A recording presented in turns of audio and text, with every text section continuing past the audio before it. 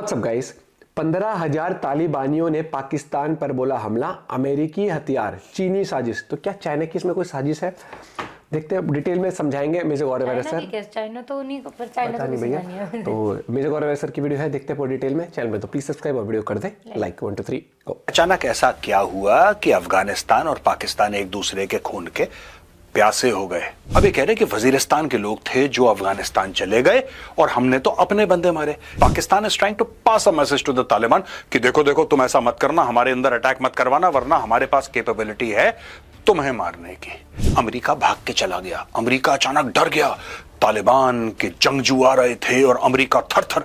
ये सारा का सारा चूरन लाहौरी मीडिया आपको दे रहा है। TTP commander issues warning of retaliation against Pakistan. उन्होंने बोला है कि जो आपने बंदे मारे हैं, हम उनकी जान का बदला लेंगे। उसमें औरतें थी, उसमें बच्चे थे, आपने मासूमों का कत्ल करा है। ये क्या है कि जब ये अफगानों से बात करते हैं ना, ये बंदूक की नोक पे बात करते हैं। और जो पाकिस्तानी देख रहे हैं, आपको भी पता है कि अब भारत और चीन के रिश्ते अच्छे होते जा रहे हैं। और इनके रिश्ते ऐसे नहीं होते कि हमें फर्स्ट स्लाइड पे ये दिखाना पड़ता आपको कि 15,000 तालिबान फाइटर अटैक करने वाले हैं पाकिस्तान पे। दोस्तों, मैं हूं मेजर गौरव और आप देख रहे हैं द चाणक्य डायलॉग्स। इस वीडियो को लाइक करिए, हमारे चैनल को सब्सक्राइब करिए, बेल आइकन दबाना बिल्कुल मत भूलिएगा। दोस्तों, जैसे कि आप टाइटल देख रहे हैं, 15,000 तालिबान फाइटर्स मार्च टुवर्ड्स पाकिस्तान। ये हो क्या गया अचानक? आपने खबर पढ़ी होगी। पिछले 48 घंटे से यह खबर फ्लैश कर रही है मीडिया पे और सोशल मीडिया पे। यह खबर इतनी फ्लैश कर रही है कि अचानक ऐसा क्या हुआ कि अफगानिस्तान और पाकिस्तान एक दूसरे के खून के प्यासे हो गए। आज मैं आपको समझाऊंगा कि ये हो क्या रहा है, कौन कौन ऐसी ताकतें हैं जो गेम खेल रही हैं और पाकिस्तान ने क्यों इतनी बड़ी बेवकूफी कर दी। दोस्तों चलिए।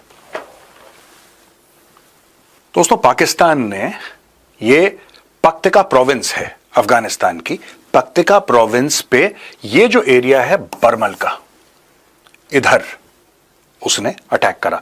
ये मैं आपको इस मैप पे दिखा रहा हूं। ये 15,000 तालिबान फाइटर्स, ये जो है ना, for decades Pakistan nurtured the Taliban for strategic reasons. ये सारी की सारी स्टोरी, ये मैप और कुछ मैप हैं, उससे आपको समझाऊंगा उसके थ्रू। ये देखिए साहब, ये है, ये जो है बरमल का एरिया। अगर आप ऊपर जाएंगे तो ऊपर काबुल है, तो ये इधर कहीं है। ये अच्छा, कंधार और उसके बीच में, somewhere here, somewhere in this region Pakistan has done the bombing.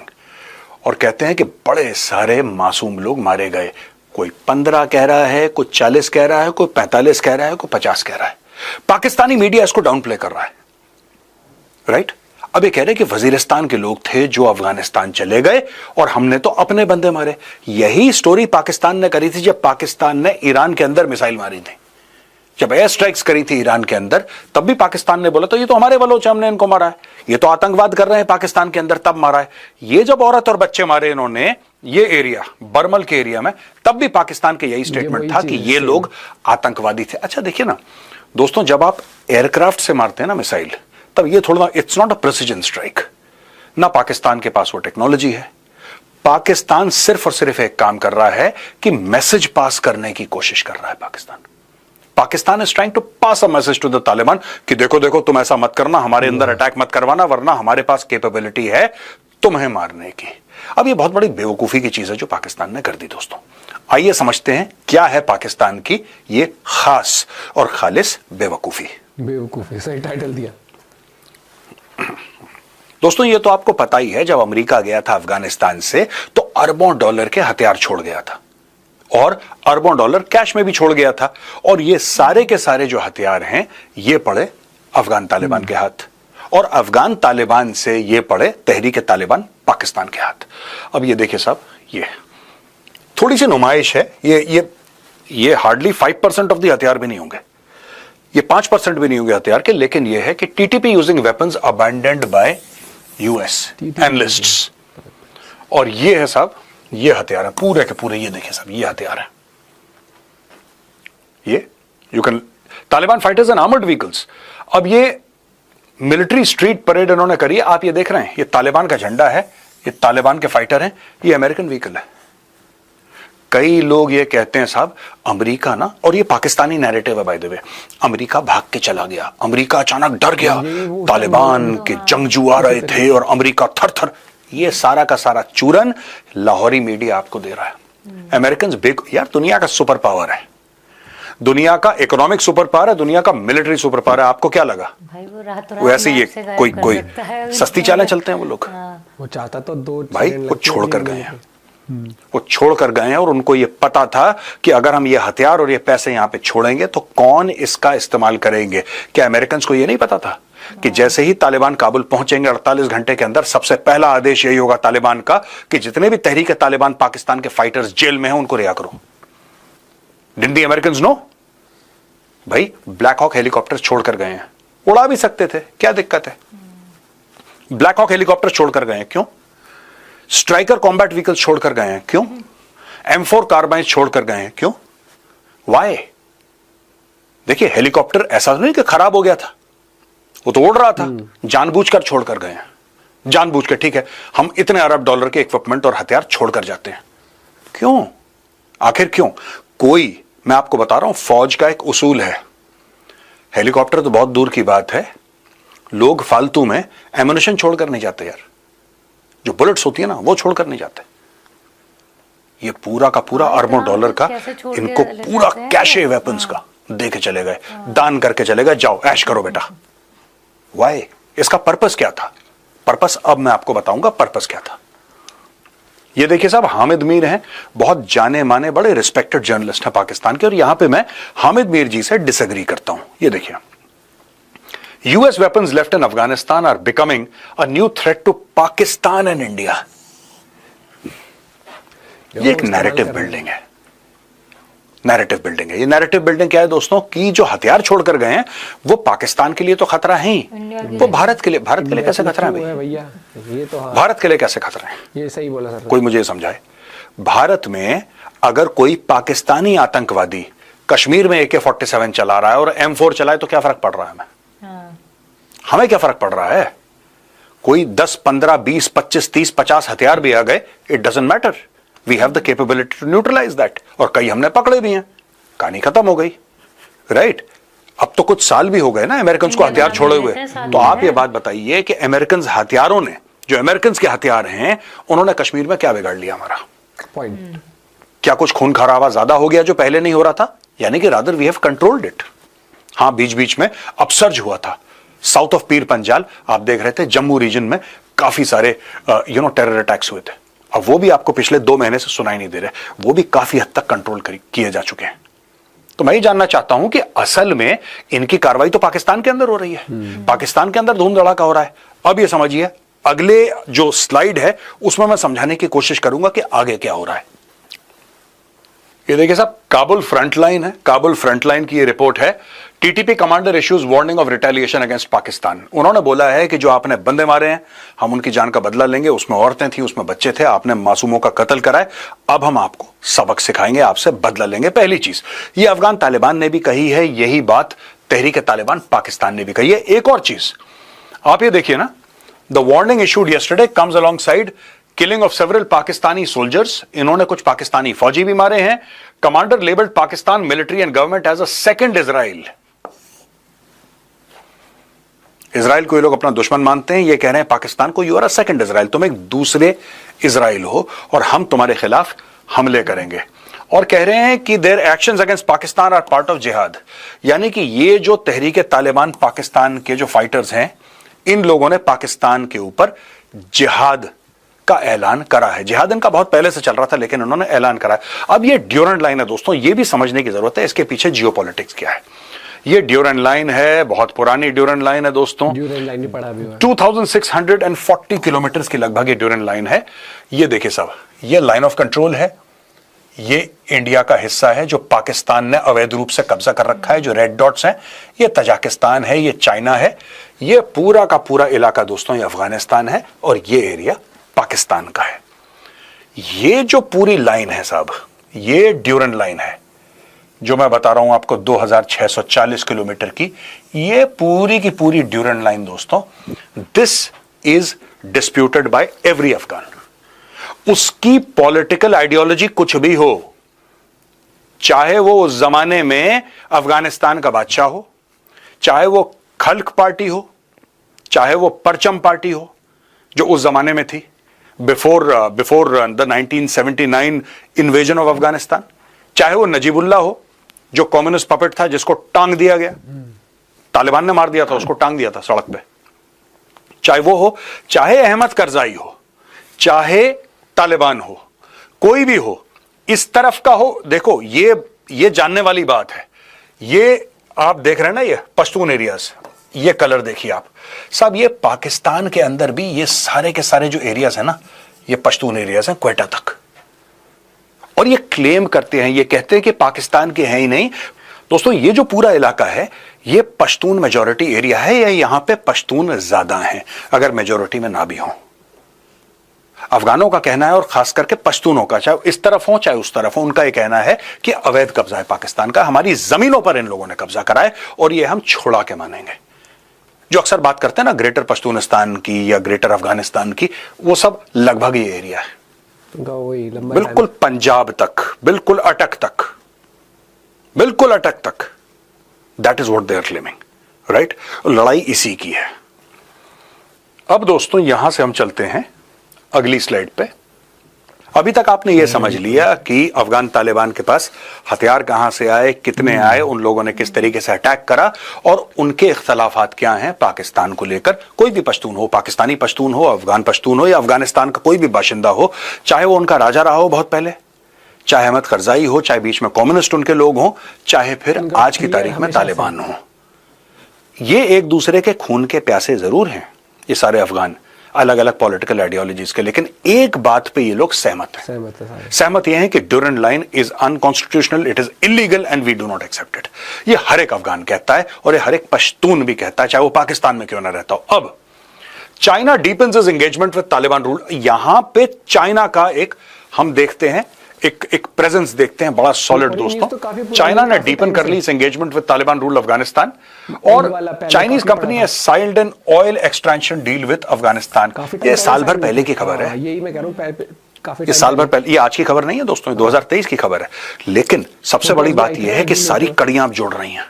अचानक एक दिन कुछ नहीं होता ना, धीरे धीरे धीरे आप देखिए कि किस प्रकार से China has vastly increased economic engagement with Pakistan as it eyes a new node in the belt and road initiative. अभी तक सिर्फ पाकिस्तान था और सिर्फ पाकिस्तान चाय चाय कर रहा था सीपैक को लेकर। मैं आपको मैप पे समझाऊंगा किस तरीके से चाइना गेम बदल रहा है। देखिए सबसे पहले इकोनॉमिक एंगेजमेंट करी, ये देखिए साहब, नवंबर 23, 2024 एक ट्रेन चलती है कैरिंग 55 कैरेजेस की, ठीक है, 55 उसकी कैरेजेस, यानी कि जो बोगीज टाइप की आप कह सकते हैं, वो चलती है carrying tons of cargo, arrived in मजार शरीफ अफगानिस्तान। ये ट्रेन जो है ये चाइना की जियांगसू प्रोविंस, नाडगोंग जियांगसू प्रोविंस से शुरू होती है, कजाकिस्तान और उज्बेकिस्तान के थ्रू आती है, 22 दिनों के अंदर ही अफगानिस्तान पहुंचती है।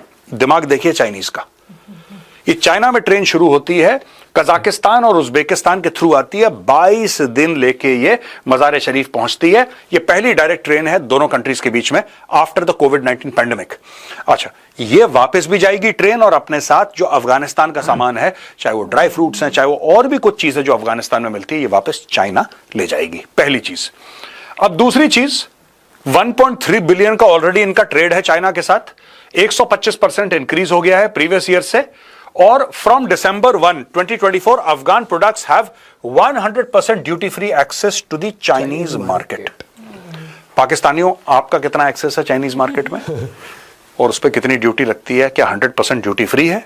मैं चाहता हूं कि पाकिस्तानी आए और कमेंट्स में लिखें कि हाँ मेजर साहब, हमारे लिए भी पूरा का पूरा ड्यूटी फ्री है और बीजिंग तक हम लोग जा सकते हैं दंदन आते हुए।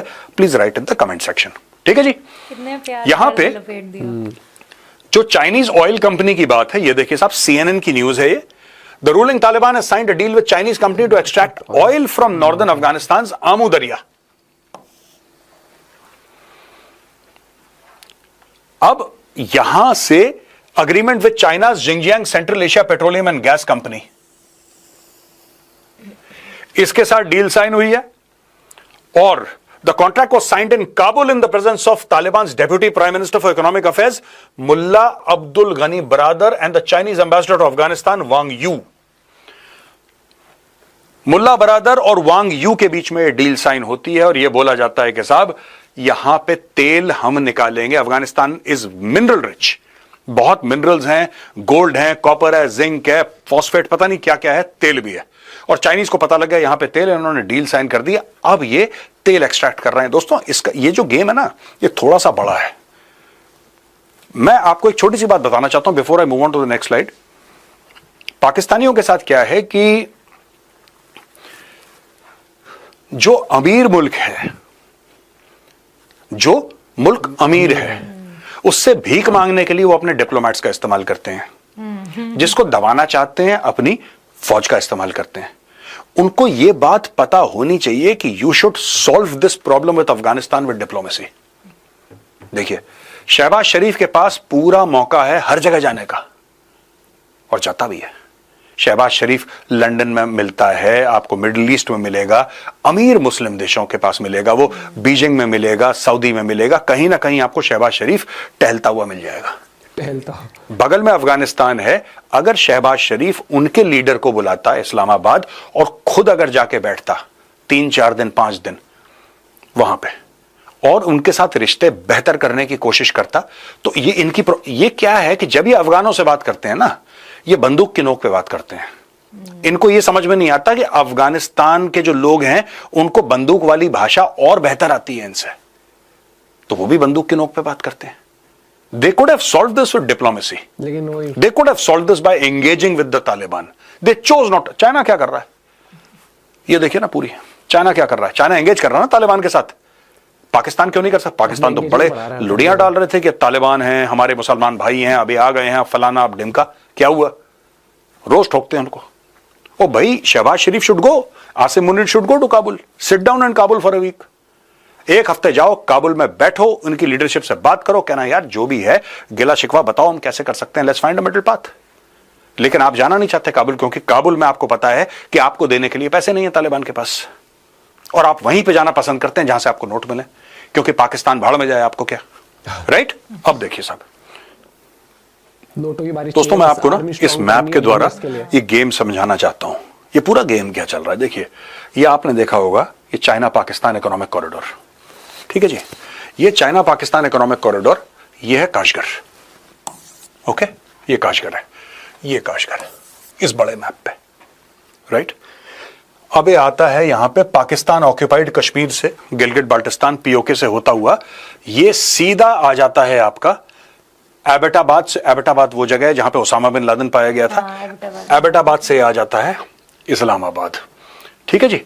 तो ये this comes all the way to Islamabad, और फिर ये धीरे धीरे धीरे धीरे चलते ये डेरा इस्माइल खान को स्कर्ट अराउंड करते हुए यहां से आ जाता है गवादर। दोस्तों ये है गवादर, ठीक है। तो this starts here, it comes from here, it comes from here, और ये पूरा आप समझ लीजिए कि मोटा मोटी यहां पे आ जाता है। This is not the accurate route, but आपको सिर्फ समझाने के लिए कि बड़े स्क्रीन पे आपको एक रेड लाइन दिख जाए, इसलिए मैंने बनाया ये। अब एक बात बताइए, आप सबको पता है दोस्तों, और जो पाकिस्तानी देख रहे हैं आपको भी पता है कि अब भारत और चीन के रिश्ते अच्छे होते जा रहे हैं, बेटर। इसका मतलब ये नहीं कि India will not keep its powder dry, या इंडिया ने ट्रस्ट करना शुरू कर दिया चाइनीज को, लेकिन दे सेड कि ठीक है चलो ये हम प्रॉब्लम सॉर्ट आउट करते रहेंगे, चलो इकोनॉमी की बात करते हैं। और भारत ने बोला डन है, कोई बात नहीं, आप वहां पे कोई डर्टी गेम मत खेलना, लाइन ऑफ एक्चुअल कंट्रोल पे इकोनॉमी की बात करो, कोई दिक्कत नहीं है। तो ये सारी बातें चल रही हैं दोस्तों। अब आप बोलेंगे इसमें पाकिस्तान कहां से आ गया बीच में, ये तो भारत और चीन की बात है। नहीं दोस्तों, दोस्तों ये जो इलाका है यह है वाखान कॉरिडोर का। एक्चुअली अफगानिस्तान और चाइना नेबरिंग कंट्रीज हैं थ्रू द वाखान कॉरिडोर।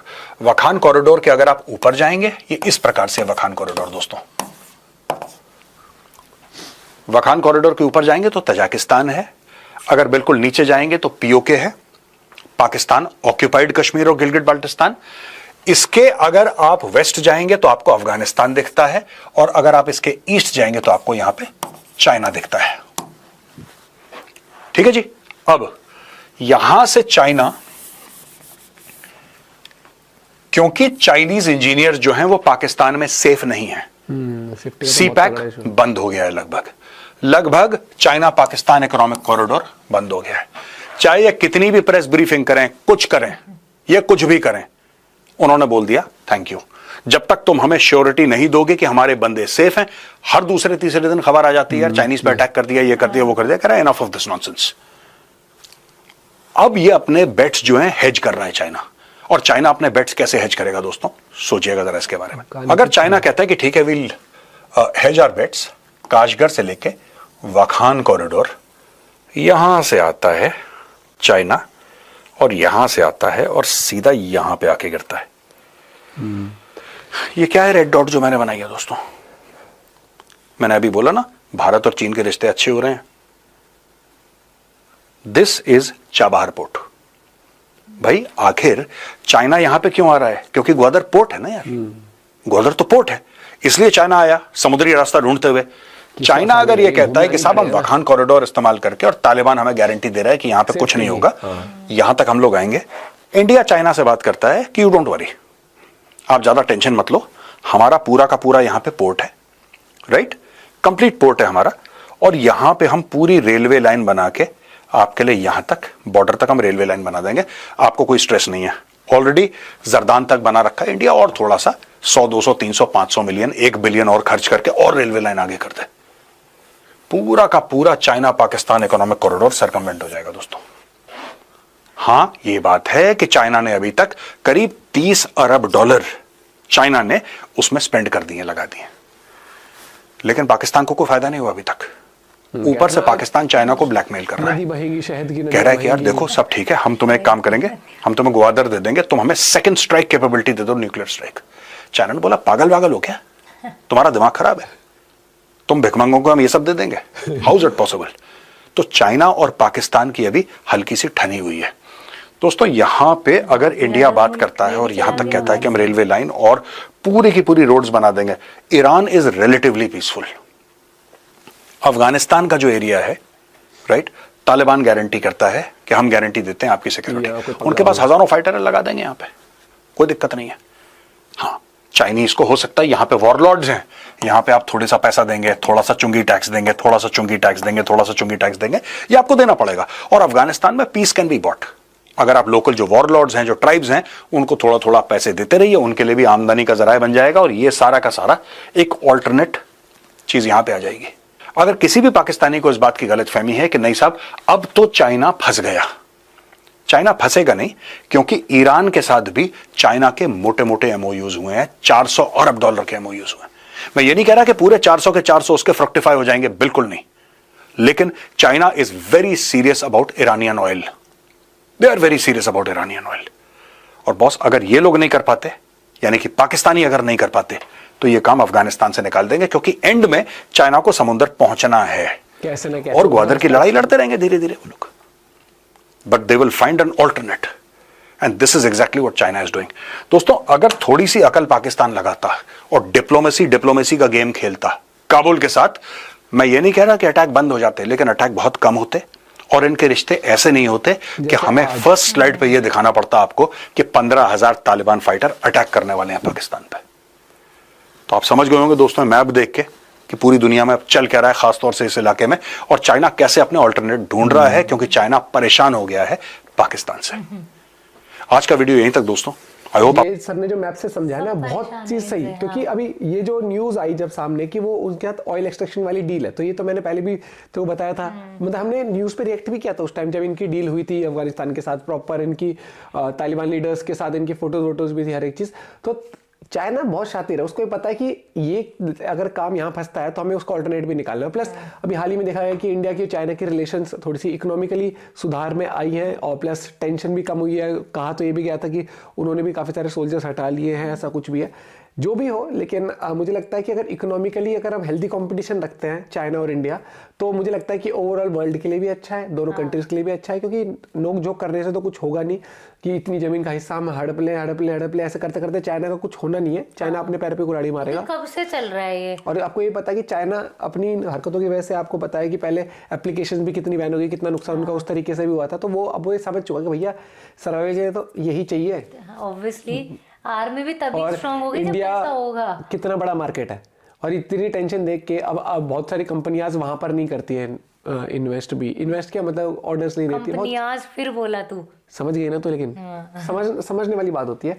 और सीपैक का ऑल्टरनेट अगर हो गया ना, तो ये तो मैं बता रहा हूँ पाकिस्तानी तो ऐसे हो जाएंगे, भैया शहद की नदियां कहाँ गई, ये कहाँ गया, वो कहाँ गया, क्योंकि उनको पाकिस्तान का भला नहीं करना, उनको एंड ऑफ द डे वो समुद्र तक पहुंचना था, पोर्ट तक पहुंचना है, और वहां से सामान जो इनको वो नहीं है इंडिया कि के नीचे से जाके इतना लंबा रूट लेना पड़ता था ना इनको, वो रूट इनका कम हो जाएगा। वो उसका उनका मकसद ही मेन वो था। लेकिन हाँ, तालिबान और इनकी तो भैया नोकझोंक बहुत टाइम से चल रही है। अब देखोगे ना कि इन दोनों कंट्रीज के लोगों की भी सोच नहीं मिलती आपस में, बिल्कुल भी नहीं मिलती है। ठीक है, बस बिरादर मुल्क ऑन पेपर ही करते हैं, या फिर वो न्यूज में उछलने कूदने के लिए, कुछ नहीं है ऐसा।